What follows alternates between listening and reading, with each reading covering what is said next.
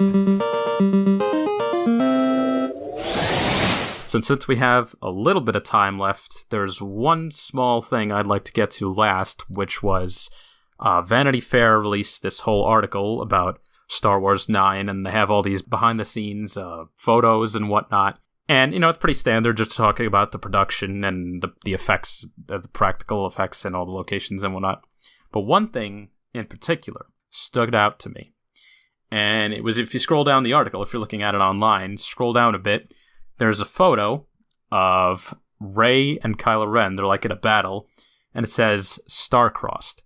Kylo Ren, Adam Driver, and Rey battle it out with lightsabers in a stormy confrontation. Their force connection, what Driver called their maybe bond, will turn out to run even deeper than previously revealed." Brother, sister, anyone? Yeah, so we sort of speculated this with the release of the last Star Wars trailer, with the last Episode 9 teaser, which I don't know why I'm saying last. There's only been one, so yeah, I feel like that could be misleading. Yeah, so I sort of got that sense that there was more of a connection to them than previously expected. I sort of got that similar sense from The Last Jedi, from The Force Awakens, just that there is this sort of connection between the two of them. The fact that we don't know anything about Rey's heritage is sort of making me think that. So I think this sort of, I shouldn't say confirms it, but it sort of makes me continue to think that. It sort of supports what I already thought, Mm-hmm. Now, here's like an alternate theory that I have that would maybe still be consistent with The Last Jedi, and I know how people feel about that. I know how I feel about it. But maybe let's say she isn't a Skywalker at all, and she really is just someone that the Force propped up in power in order to combat the dark, because I think in one novel, or at least in some versions of the extended universe lore, that Anakin was created by the Force as a response to Darth Plagueis attempting to create an entity out of dark side of the Force.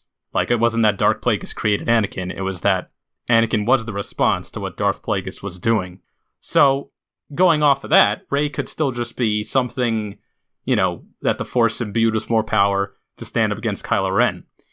Now, if that's true, and she's not a Skywalker, then what Skywalker is rising? Yeah. How about Luke? He is dead, and now he is rising up from the dead to finally do what must be done. What must be done? I don't know. Fight a lightsaber duel or something. But assuming he's actually how dead. about that? Yeah. Which if they did that, if it would be, was the Skywalker Rising, that would redeem The Last Jedi for me. I would watch that movie and I would say, you know what?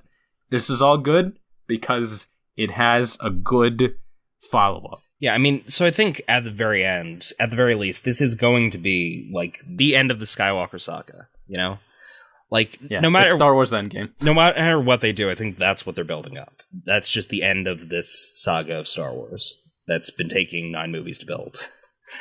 Yeah. But they say sometimes that they might continue like another trilogy with these, younger characters, so is it really the end? No one's ever really gone.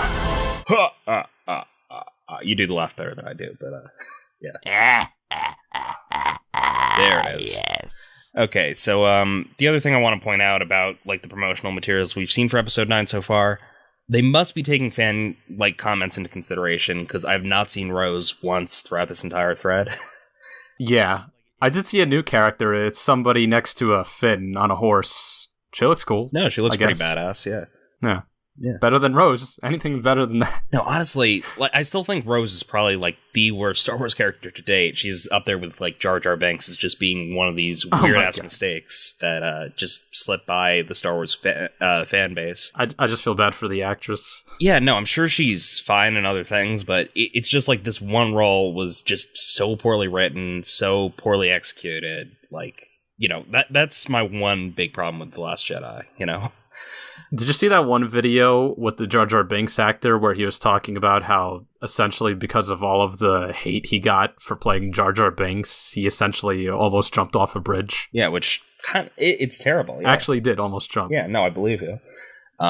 Yeah, no, it's a shame like what fans will go to, like what extent they'll go to when they just despise a character, but like that's the business, Like if you're putting yourself in the public eye, you have to be able to deal with like some criticism, Yeah. So, you know, I mean, it's a thing. It's a burden fronted, I think, on both sides. Like, people really should not rag on actors and, you know, people who really aren't responsible for the direction that characters take. You know, like, actors are there to do a job, they do it. right. If they have creative input, I'm sure it's always minimal. Yeah, I mean, it really does come down to, like, what's going on behind the scenes. It probably was Rian Johnson's fault that Rose just turned out to be probably the worst character in the Star Wars sequels.